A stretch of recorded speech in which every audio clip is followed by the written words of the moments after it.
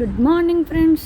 તો મારી મોર્નિંગ તો કંઈક આવી રીતે જ થાય છે. સવારમાં આ બંને જણા સાથે સવારમાં ઉઠાડવાના અને બંને જણા સાથે પહેલાં તો મારે એમની સાથે મસ્તી કરવાની, થોડીક હગી કરવાની, પપ્પી કરવાની અને બંને જણા સાથે મસ્તી કરી અને પછી જ એ લોકોને ઉઠાડવાના. તો હજુ તો જો આ લોકોને બંનેને હજુ તો ઊંઘ આવે છે, કારણ કે સવારની સ્કૂલ છે એટલે એ લોકોને ઊંઘ તો આવે જ. પછી સવારમાં બંને જણાને ઉઠાડ્યા અને અહીંયા મમ્મીને પણ ઓફિસે જવાનું હતું એટલે મમ્મી પણ ઓફિસ માટે ટિફિનની તૈયારી કરી રહ્યા હતા અને રસોઈની તૈયારી કરી રહ્યા હતા અને ચા પણ તૈયાર થઈ ગઈ હતી. એટલે હું પહેલાં તો નાહી ધોઈને ફ્રેશ થઈ ગઈ અને પછી અમે બધા સાથે બેસી અને અહીંયા ચા પાણી કરવાનું કામ કર્યું. ચા પાણી થઈ ગયા એટલે દ્રષ્ટિને તૈયાર કરવાની બાકી હતી, એટલે મેં પણ દ્રષ્ટિને સરસ મજાના આવા યુનિફોર્મ પહેરાવી અને સરસ મજાના આવા 2 ચોટલા લઈ અને તૈયાર કરી લીધી. હવે દ્રષ્ટિ આવા ચોટલા કોને ગમે છે કોમેન્ટ કરજો. અને પછી ફાઇનલી બંને જણા અહીંયા તૈયાર થઈ ગયા. એટલે આમ જો એ લોકોથી બેગ નહોતી ઉચકાતી એટલે મને બૂમ પાડી કે મમ્મી. પછી મેં કીધું શું કામ છે? તો કે મમ્મી અમારાથી આ બેગ નથી ઉચકાતી. અને ખરેખર ફ્રેન્ડ્સ અત્યારે બેગ્સનું વજન ખૂબ જ છે. અત્યારે બધા સ્ટાન્ડર્ડના સબ્જેક્ટ વાઇઝ બધાની બુક્સ, ટેક્સ્ટ બુક્સ ને બધી જ વસ્તુ અંદર હોય છે, એટલે એના લીધે બધી આપણે બેગ પણ છોકરાઓ ઉચકી નથી શકતા. એટલે પછી મારા તો 2 છોકરાઓ છે એટલે બંને છોકરાઓની બેગ મેં ઉચકી લીધી અને ફાઇનલી સ્કૂલે જવાનો ટાઈમ થઈ ગયો એટલે અમે બધા જ નીકળી ગયા અમારો રથ લઈને સ્કૂલે જવા માટે. અને સવારમાં મોર્નિંગ અને સાથે સાથે વરસાદ પણ ખૂબ જ સરસ મજાનો હતો. એટલે થોડોક વરસાદ આવતો હતો એટલે અમે ભીના થતાં ફાઇનલી અમે નીકળી ગયા સ્કૂલે જવા માટે. અને ત્યાં છોકરાઓને પણ સ્કૂલે મૂકી અને રિટર્ન થયા હતા. રિટર્નમાં પણ સરસ મજાનું એવું વેધર હતું અને ઠંડો પવન પણ આવતો હતો. એટલે મેં વિચાર્યું કે થોડોક એવો આપણે વિડીયો શૂટ કરી લઈએ અને સરસ મજાની એવી રીલ બનાવી લીધી. થોડીક વાર થઈ ત્યાં અમે ઘરે પણ પહોંચી ગયા અને ઘરે આવતાની સાથે જ મેં મૂકી દીધી પાછી ઘર બનાવવા માટે ચા. અને ચા પણ અત્યારની સવારથી માંડીને બીજી વારની ચા મુકાય છે. ત્યાં ચા ઉકળતી કરી અને હું આવી ગઈ બેડરૂમમાં આવીને જોયું તો આ પણ નવા કપડાં પહેરી અને તૈયાર થતા હતા. અને આમ જો આમને તૈયાર થતાં બહુ જ વાર લાગે. અને આજે હેન્ડસમ દેખાતા એટલે મેં પૂછ્યું કે આજે ક્યાં જવાનું છે? તો કે મને કે છોકરીને લઈને ફરવા જવાનું છે. એટલે મારાથી તો સહન ન થયું એટલે મેં એમને મૂકી દીધી એક તમાચો. અને આમ થોડી હોય પણ કાંઈ નહીં, આવું ચાલ્યા રાખે. પછી અહીંયા પણ મમ્મીને ઓફિસે જવાનું હતું એટલે મમ્મી પણ એમના માટે ઓફિસની તૈયારી કરતા હતા, ટિફિન બેગ પેક કરતા હતા. અને ફાઇનલી આપણી ચા તૈયાર થઈ ગઈ એટલે અમે બધા જ બેસી ગયા ચા પાણી કરવા માટે. અને આમને જો સવારમાં ખબર નહીં કોનો ફોન આવ્યો છે. હવે આ તો લાગી ગયા ફોનમાં વાત કરવા માટે અને હું તો એમને જ જોતી રહી ગઈ કે કોની સાથે વાત કરે છે. બટ તમે બધા જેવું વિચારો છો એવું કાંઈ જ નથી.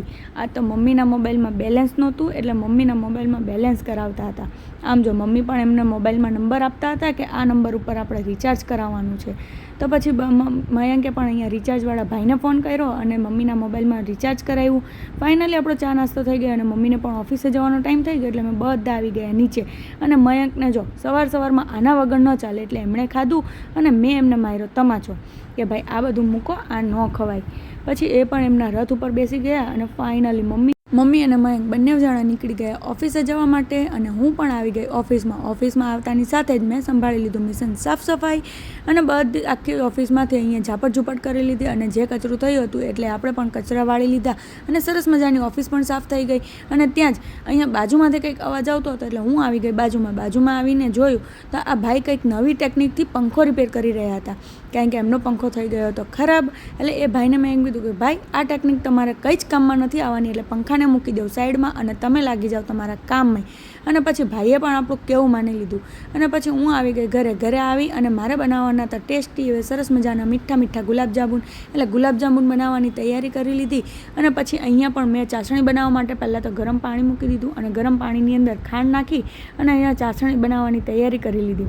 અને પછી ઇન્ગ્રીડિયન્ટ્સ પણ અહીંયા પેકેટ લઈ લીધું ગુલાબજાંબુનું. અને અહીંયા ગુલાબજાંબુના પેકેટની ઉપર ઇન્ગ્રીડિયન્ટ્સ લખેલા હતા અને અહીંયા રેસીપી પણ લખેલી હતી કે ગુલાબજાંબુ કેવી રીતે બનાવવાના. પછી આપણે કરી નાખ્યું ગુલાબજાંબુના પેકેટનું અનબોક્સિંગ અને એની અંદરથી સરસ મજાની એવી પ્રોડક્ટ નીકળી. અને પછી એ પોકેટની અંદર પોકેટ સીલ પેક હતું એટલે આપણે પણ એ પોકેટને ખોલી લીધું. અને પછી એની અંદરથી આ જે પાવડર નીકળેલો હતો એ પાવડરની અંદર ગઠ્ઠા હતા, એટલે ગઠ્ઠાની લમ્સ ન રહે એટલે એના માટે આપણે સરસ મજાને એવો પાવડરને મસળીને પાવડર કરી નાખ્યો. અને પછી એની અંદર ઓલરેડી મેં દૂધ નાખવાનું હતું એટલે દૂધને મેં ગરમ કરેલું જ હતું.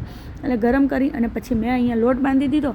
સરસ મજાનો લોટ પણ બંધાઈ ગયો. એટલે લોટ બાંધી અને એની અંદર આપણે નાના એવા ગુલાબજાંબુ બનાવવાના હતા. એટલે મેં પણ આવી રીતે નાના બોલ બનાવી લીધા પહેલાં તો. અને આ પાવડરની અંદરથી સરસ મજાની એવી સ્મેલ પણ આવતી હતી. અને આપણી ચાસણી પણ સરસ મજાની એવી તૈયાર થઈ ગઈ હતી. અને ફાઇનલી આપણા ગુલાબજામુન અહીંયા તૈયાર થઈ ગયા હતા. પછી આપણે તેલ પણ ગરમ કરવા માટે મૂકી દીધું હતું, એટલે તેલ ગરમ થઈ ગયું એટલે મેં પણ અહીંયા ગુલાબજામુનને તળવાના હતા. એટલે થોડાક ગુલાબજામુન લઈ અને મેં પણ અહીંયા તેલની અંદર ગરમ કરવા માટે મૂકી દીધા અને તળાતા હતા ને આપણે ધીમા તાપે જ આપણે ગુલાબજામુનને તળવાના હતા.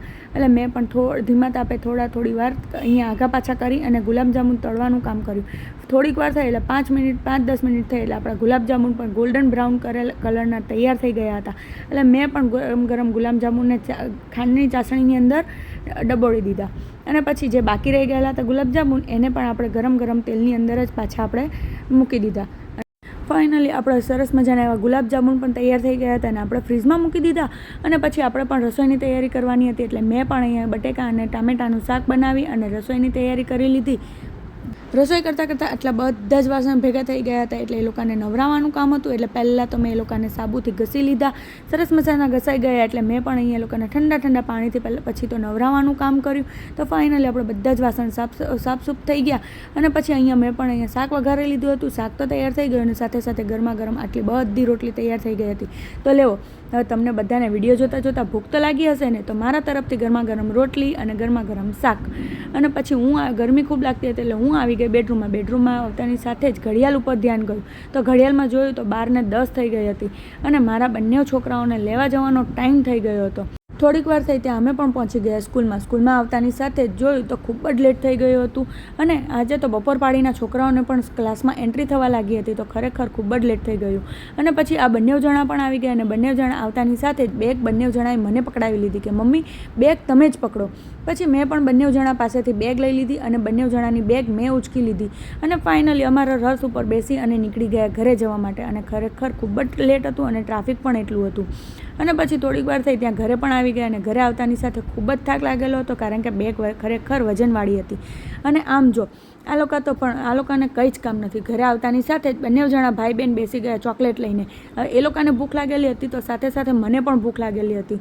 તો કંઈ નહીં, ચલો અમે બધા જ સાથે મળી અને પહેલાં તો જમવાનું કામ કરીએ. ફાઇનલી બધું જ ઘરનું કામ પતાવી જમી કરી અને હું આવી ગઈ બેડરૂમમાં આવતાની સાથે જ ઘડિયાળમાં જોયું તો ઘડિયાળમાં 1:30 વાગી ગયો હતો. અને આમ જો આટલું બધું સવારથી કામ કરતાં ઘડિયાળમાં 1:30 વાગી ગયો અને ખૂબ જ થાક લાગેલો હતો. અને અહીંયા બેડરૂમમાં તો મેં સરસ મજાનું પહેલાં તો એસી સ્ટાર્ટ કરી લીધું અને ઠંડા પવનની મોજ માણવાનું કામ કર્યું. અને આ બંને જણા પણ અહીંયા એમને પથારી કરી અને સૂવાની તૈયારી કરી રહ્યા હતા. તો કંઈ નહીં, ચલો હું પણ હવે થોડીક વાર એ લોકો આરામ કરે છે તો હું પણ અહીંયા સૂવાની તૈયારી કરું, થોડોક આરામ કરી લો. અને ખૂબ જ થાક લાગેલો છે. તો કંઈ નહીં, હવે હું જ્યાં સુધી આરામ કરું છું, સૂઈ જાઉં છું, ત્યાં સુધી તમે વિડીયોને લાઇક કરી નાખજો, શેર કરજો ને નવા હોય તો સબસ્ક્રાઈબ કરી નાખજો. ઓકે, તો ફરી મળીશું આવતીકાલે એક નવા વિડીયોમાં. ત્યાં સુધી બધાને બાય બાય. હર હર મહાદેવ.